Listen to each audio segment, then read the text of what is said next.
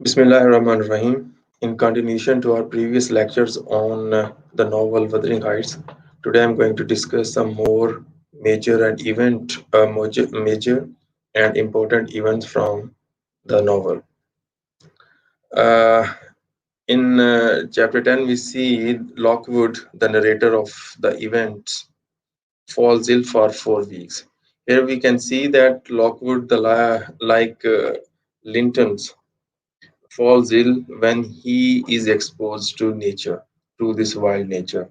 Then Heathcliff visits him once during this time, after which Lockwood looks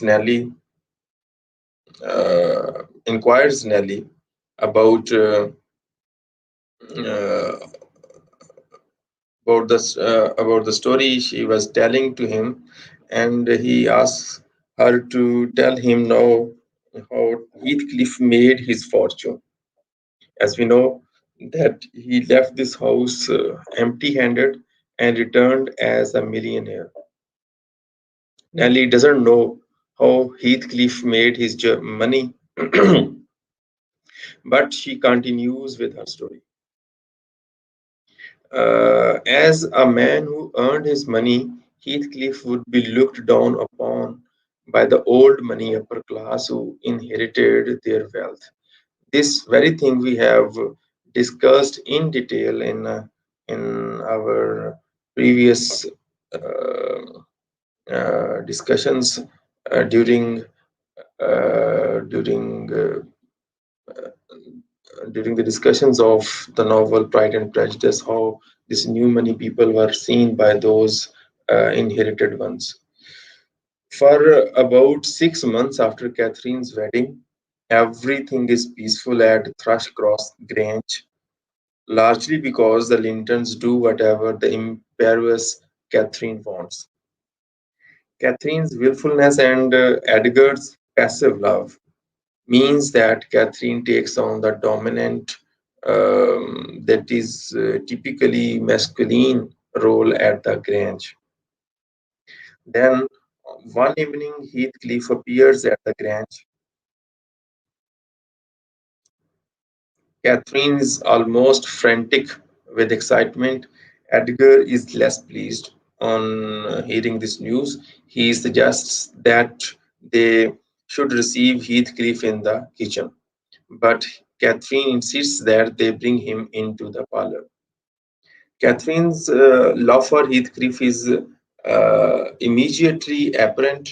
It's quite visible and obvious. Edgar tries to denigrate Heathcliff by receiving him in the kitchen, which is where one would meet the people of low class. He wants to ridicule his coming, or he is sort of jealous with the excitement on the news of uh, Catherine's Catherine's ex-lover. As Heathcliff enters the parlor, Nellie notes that he looks imposing, mature, and dignified in contrast to his youthful roughness. Yet he still retains a kind of ferocity in his eyes. There is a cold revenge like feeling in his eyes. Heathcliff has escaped the lower class roughness imposed on him by Hindley, but retains his wild nature.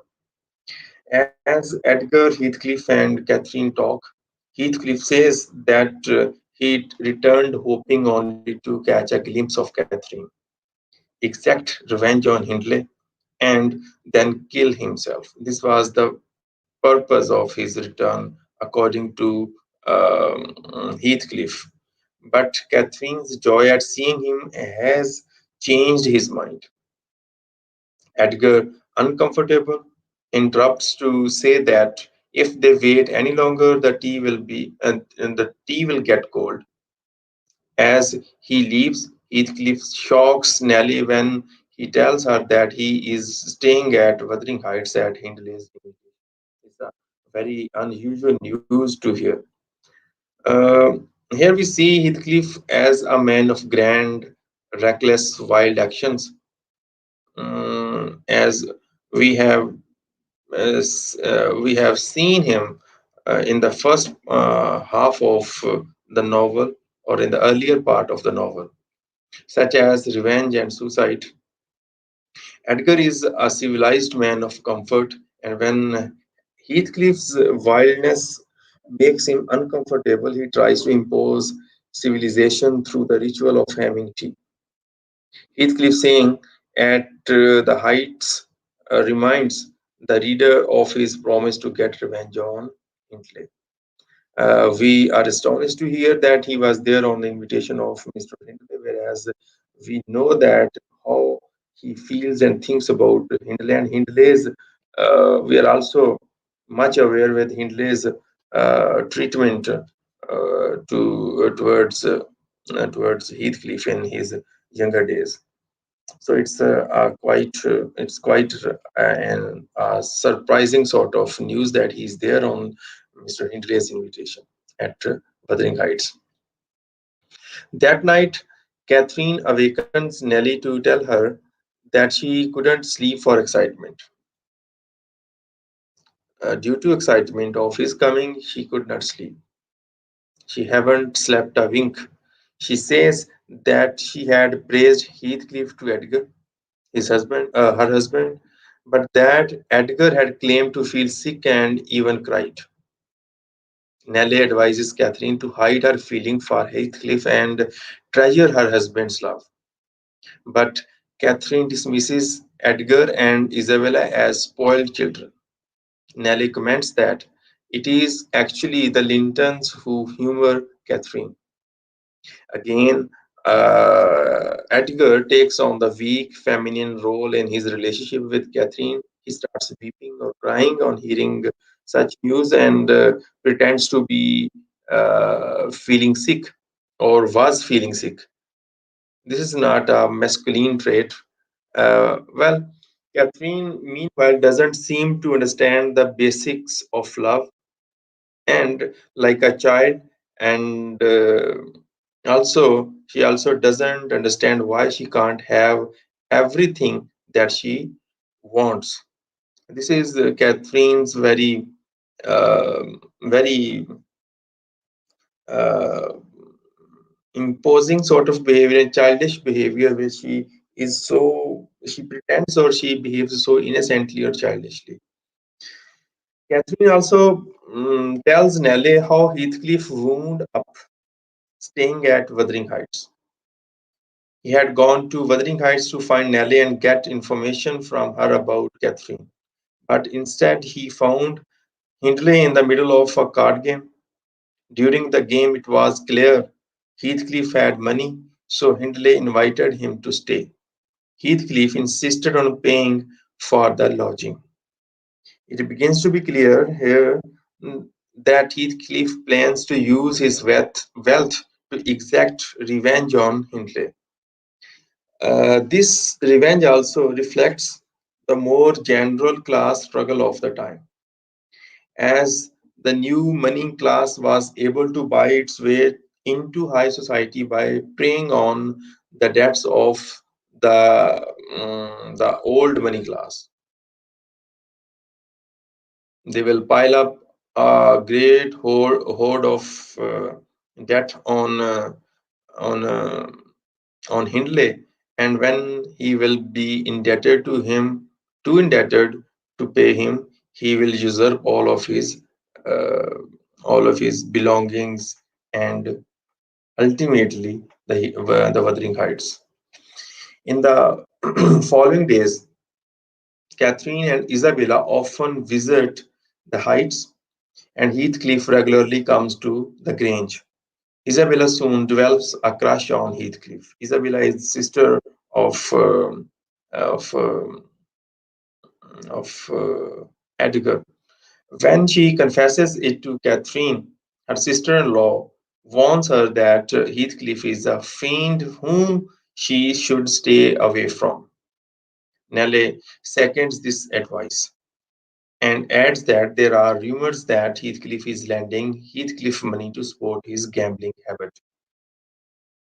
Here we see when Catherine describes Heathcliff as a fiend, she might better call him a force of nature. a wild face of nature, or wild aspect of nature, or side of nature. He has no remorse and is relentless. And Catherine knows that someone as civilized and gentle as Isabella will be broken by him. The next day, Catherine humiliates Isabella by revealing her crush to Heathcliff when he visits. Isabella rushes from the room. Heathcliff expresses disdain for Isabella, but notes that Isabella must be Edgar's heir. Nellie thinks Heathcliff is plotting something. There is something rotten uh, in the state of Wuthering Heights. So she noses some peril in the air. Uh, Heathcliff wants to use Isabella to take revenge on Edgar. He wants to do anything, or he can do anything, or he can go to any extent to serve his revenge on Edgar and Hindley. Hindley is very much in his control, as he is spending a lot of money extravagantly on Hindley to make him indebted to him. So, but here he is planning in a different way. He plans to use the rules that normally keep the classes separate, inheritance, to steal the Grange from the Lintons. This is his plan to exact his revenge on Lintons, especially on Edgar. In the next chapter, that is chapter number 11, uh, we see uh, we see not long afterward, Nellie stops by Wuthering Heights as she is walking past on some other errand and encounters her former charge, Hareton, who curses and throws stones at her. Hareton tells that it was Heathcliff who taught him to curse, and that Heathcliff also refused to allow Hareton to be educated. Hareton then appears and Nellie flees. Here we see uh, Heathcliff's revenge on Hindley includes doing to Hareton what Hindley did to him. There was so many evidence we have read in the earlier part of the novel that Heathcliff was primary subject to Hindley's hatred towards him, where he applied so many different ways to torture him and maltreated him in his childhood. Now he is trying to exact the same thing. As a result, Hareton has become a kind of mirror image of Heathcliff as a boy, a wild child too ignorant even to know what he has been taken from him. The following day, Nellie and Catherine observe Heathcliff and Isabella embracing in the Grange's garden. Catherine confronts Heathcliff in the kitchen about his feeling for Isabella. She offers to convince Edgar to allow the marriage of if Heathcliff truly loves Isabella. But Heathcliff answers that it's very important and interesting answer that Catherine wronged him when she married Edgar, and that he plans to get revenge. But how would he get revenge? This is something mysterious to all of the characters of the novel, especially to Catherine. Heathcliff, as a natural man, is concerned with what is right or wrong, not with how things appear. But once wronged, he becomes completely consumed by the need of revenge. He's totally consumed by his uh, obsession, uh, with taking revenge or serving revenge on the persons who did wrong to him, and is willing to trample or hurt anyone, perhaps with exception of Catherine, to get it. Informed of the confrontation by Nellie, Edgar rushes in and orders Heathcliff to leave. Heathcliff refuses to leave. Edgar moves to get the servants to come and help him remove Heathcliff, but Catherine forces Edgar to confront Heathcliff alone by locking the door into the house and throwing a key in the fire. Edgar at first hides his face, but Catherine taunts him and he punches the larger Heathcliff in the neck. Then he runs from the kitchen into the garden to get the servants. Deciding he can't fight off Edgar and a bunch of armed servants, Heathcliff leaves. A very sane decision on the part of Heathcliff, who is a wild, natured man. Uh, the passionate Catherine wants the civilized Edgar to be more macho man kind of person. She wants to see the bestial side of her husband, and she wants to see some courage on his part, but he is unable to show such a masculine personality or masculine trait. She wants him to be more like the wild and passionate Heathcliff. Edgar's attempt to comply after she forces him into is pitiful. Rather, we pity on him by as the way he punches Heathcliff and runs off to call his servants. Once Heathcliff is gone, Edgar furiously demands that Catherine choose between him and Heathcliff. Catherine refuses to talk to him and retreats to her room where she stays for 3 days without eating. In the meantime, Edgar, distraught, tells Isabella to either stay away from Heathcliff or be disowned. Like Heathcliff, Catherine is prone to wild, reckless actions that the civilized Edgar can't understand. He can't understand why she is behaving offishly or wildly or violently. These are things which are to which he is quite alien to. No, we can also note here that how uh, Edgar treats Isabella for following her heart when he did the same when he married Catherine.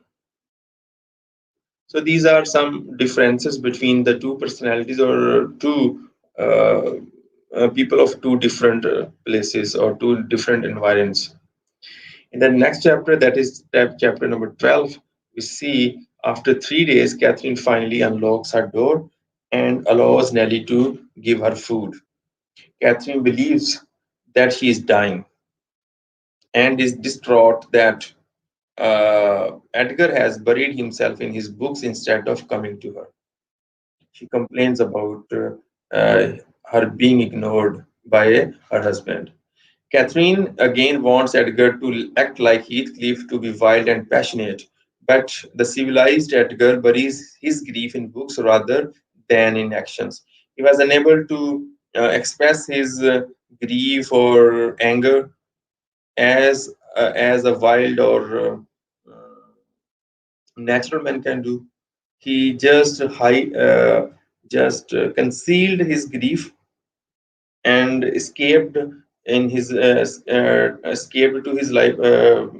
library or to his books rather than uh, articulating his grief openly to his wife. Delirious, Catherine rambles about a time she spent on the moors with Heathcliff as a child and obsesses over that. She's so she seems in so much despair in a delirium where she is rambling about a time. She is nostalgic about a time that she has spent on the moors with Heathcliff as child, and now she is harboring uh, uh, harboring a death wish. Catherine, close to death, reveals her true nature and love. And this true nature and love is only entitled to Heathcliff. Nellie refuses Catherine's request to open the window.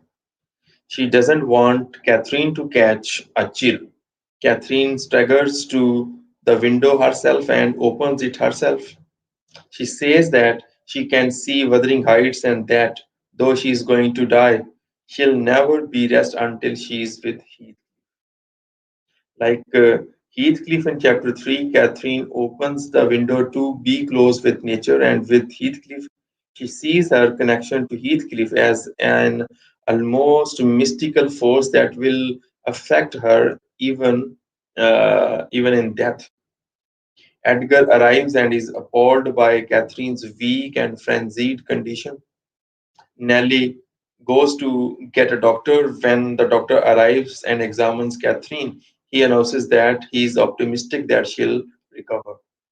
Once again, the civilized Edgar is baffled by the wild excesses that is a part of Catherine's essential character. That same night, Isabella runs off with Heathcliff.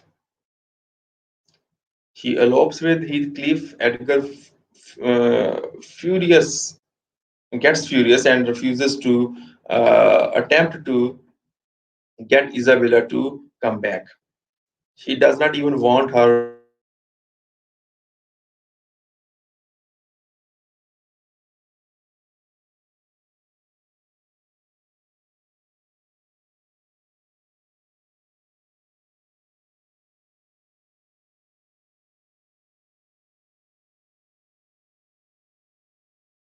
Edgar refuses to let Isabella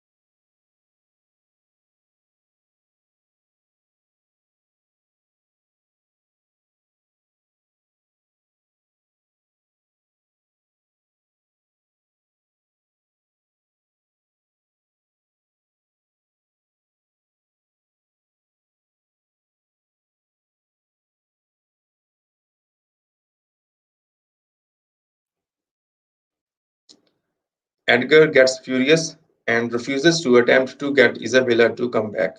Instead, he says that Isabella is now his sister in name only. As he says, not because I disown her, but because she has disowned me. Heathcliff has used Isabella's love or him to take revenge on Edgar. Edgar's response is characteristically passive. Instead of disowning her, he says that she has disowned him. So this is another characteristic uh, behavior or trait on the part of a pampered, educated, noble child. In the next chapter, that is chapter number 13, we see for 2 months Edgar nurses Catherine, and though she improves somewhat,